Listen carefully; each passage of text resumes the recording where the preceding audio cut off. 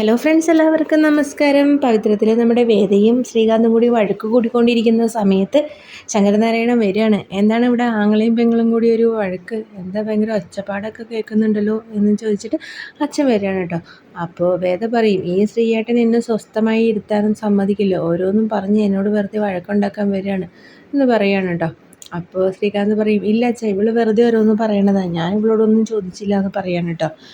അപ്പോൾ വേദ പറയും, നിങ്ങളെന്നും കള്ളം മാത്രമല്ലേ പറയുള്ളൂ, നിങ്ങൾ പറയുന്ന പല കാര്യങ്ങളും നുണയാണെന്നുള്ളത് പിന്നീടാണ് മനസ്സിലാവുക. നിങ്ങൾ എന്നെക്കൊണ്ട് കൂടുതലൊന്നും പറയിപ്പിക്കരുത് കേട്ടോ ശ്രീയേട്ടാ. ഞാൻ എന്തുകൊണ്ടാണ് വിക്രത്തിൻ്റെ വീട്ടിൽ നിന്ന് വരാനുണ്ടായ കാരണമൊന്നും അതിൽ എന്തൊക്കെ ഉണ്ടെന്നുള്ള കാര്യമൊക്കെ നിങ്ങൾക്കറിയാം. നിങ്ങൾ വെറുതെ ഇവിടെ കിടന്ന് ബഹളം വെച്ചാൽ എൻ്റെ വായിൽ നിന്നെല്ലാം പറയേണ്ട വരും. എന്നെക്കൊണ്ട് അരുതാത്ത് വിളിച്ചു പറയിപ്പിക്കരുതെന്നൊക്കെ പറഞ്ഞ് വേദ ദേഷ്യത്തോടു കൂടി പറഞ്ഞിട്ട് ശ്രീകാന്തിനോട് പറഞ്ഞിട്ട് വാതിലടയ്ക്കുകയാണ് കേട്ടോ.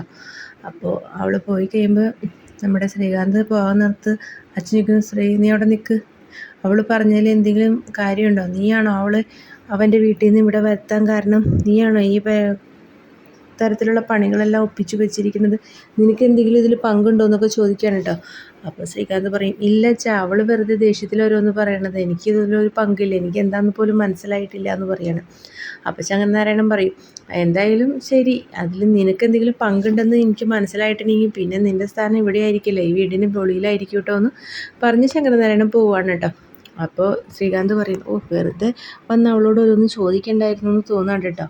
അപ്പം തന്നെ നമ്മുടെ വേദ പോയ ശേഷം നമ്മുടെ ശ്രീകാന്ത് വേഗം വർഷയുടെ അച്ഛനെ വിളിക്കുകയാണ്, ചന്ദ്രനെ വിളിക്കുകയാണ്. എന്നിട്ട് പറയാണ്, ഞാനിങ്ങനെ വർഷയുടെ വാക്ക് കേട്ടിട്ട് പോയി വേദയോട് ഇങ്ങനെ ചോദിച്ചു, അപ്പോൾ അവൾ ആകെ ദേഷ്യപ്പെട്ടു എന്ന് പറയാണ് കേട്ടോ.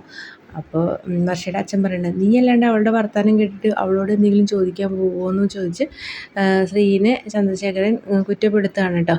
എന്തായാലും വേദയുടെ വായുന്നതിന് അവസാനം നമ്മുടെ ശ്രീകാന്താണ് ഇതെല്ലാം ഒപ്പിച്ചെന്നുള്ള കാര്യം വെളിയിൽ വരും.